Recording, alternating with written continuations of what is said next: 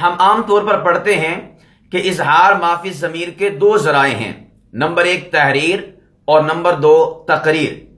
اب جب کہ خطابت کے فن کے لحاظ سے یہ بات واضح ہو چکی ہے کہ تقریر ایک الگ قسم ہے، گویا کہ جب ہم تقریر کہتے ہیں تو فن کو پڑھنے والا، فن کو سمجھنے والا اس بات کی طرف جاتا ہے کہ تقریر سے مراد تقریر ہی ہے، وعظ اور خطاب نہیں۔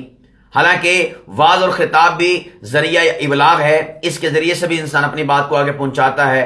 تو اب تقریر کا لفظ وعظ اور خطاب کو شامل نہیں، جبکہ شامل ہونا چاہیے، پھر ہی کہا جا سکے گا کہ ذرائع ابلاغ دو ہیں، نمبر ایک تحریر اور نمبر دو تقریر۔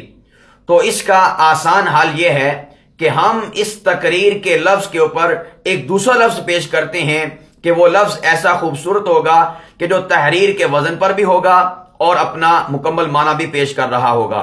تو یہ لفظ سورہ نساء کی آیت نمبر 164 سے ماخوذ ہے، اور پروردگار فرماتے ہیں وَكَلَّمَ اللَّهُ مُوسَىٰ تَكْلِيمًا، فرمایا کہ اللہ رب العالمین نے موسیٰ علیہ السلام سے کلام فرمایا، کلام فرمانا۔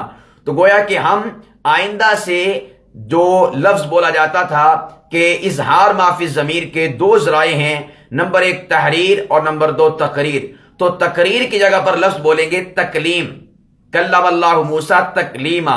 تو تکلیم کا معنی کلام کرنا، گفتگو کرنا۔